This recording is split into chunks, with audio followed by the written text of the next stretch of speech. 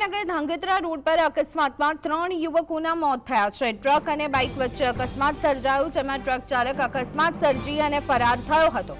ઘટનાને પગલે પોલીસે વધુ તપાસ હાથ ધરી હતી। 3 યુવાનોના મોતના પગલે પરિવારના માથે આભ ફાટી નીકળ્યું છે।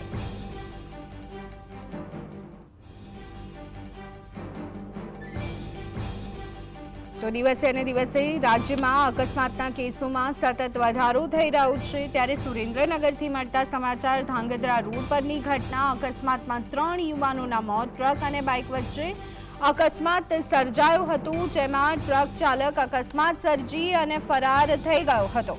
ઘટનાને પગલે પોલીસે વધુ તપાસ હાથ ધરી છે। તો આજ અંગે વધુ વિગત મેળવી લઈએ। સંવાદદાતા ફઝલ અમારી સાથે જોડાઈ ગયા છે। ફઝલ, ધાંગધ્રા રોડ પર અકસ્માતની ઘટના, 3 યુવકોના મોત, શું વિગતો? ખાસ કરીને સુરેન્દ્રનગર જિલ્લાભરમાં દિન પ્રતિદિન અકસ્માતોની સંખ્યામાં વધારો થઈ રહ્યો છે। ત્યારે ગત મોડી રાત્રે સુરેન્દ્રનગર જિલ્લાના જે દુધરેજ ધાંગધ્રા હાઈવે આવેલો છે, ત્યાં ગમખ્વાર અકસ્માત સર્જાઈ જવા પામ્યો છે અને 3 આશાસ્પદ યુવકોને ભેટ્યા છે। ખાસ કરીને ધાંગધ્રાથી સામે આવતો ટ્રક છે તે બાઇક ચાલકને હડફેટે લીધા હતા અને ઘટના સ્થળે 3 જે યુવકો છે તેમનો મોત નીપજવા પામ્યું છે। કેમેરામેનને કહીશ કે આ સીધા દ્રશ્યો દેખાડવાનો પ્રયાસ કરશે।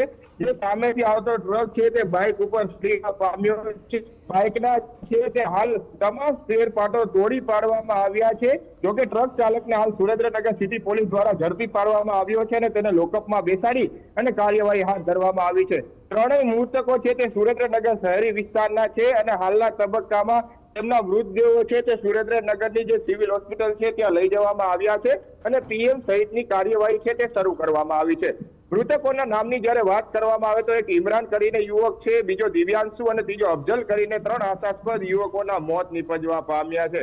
જેને લઈને પરિવાર ઉપર પણ હાલ આભ ફાટી પડ્યું છે। ખાસ કરીને સુરેન્દ્રનગર જિલ્લામાં એક તરફ અકસ્માતોની સંખ્યામાં સતત વધારો થઈ રહ્યો છે, ત્યારે દુધરેજથી ધાંગધ્રા હાઈવે ઉપર વધુ એક ગમખ્વાર અકસ્માતમાં 3 યુવકોના મોત નીપજતા હાલમાં જે આ પોલીસ પણ ત્યાં દોડી આવી છે અને આ ટ્રક ચાલકની અટકાયત કરી અને હાલ કાયદેસરની કાર્યવાહી હાથ ધરવામાં આવી રહી છે। પરંતુ મોટી વાત એ છે કે દર વર્ષે ટ્રાફિક વિભાગ હોય અથવા તો પોલીસ વિભાગ હોય, પ્રશાસન વિભાગ હોય, તે આ જે અકસ્માતો ન સર્જાય તે માટે જે માર્ગ સલામતી સપ્તાહના કાર્યક્રમો કરતા હોય છે અને કરોડો રૂપિયાનો તાઇફો કરવામાં આવતો હોય છે, પરંતુ આ કાર્યક્રમોથી લોકોની અને ખાસ કરીને વાહન ચાલકોમાં કોઈ ફરક નથી પડતો હતો।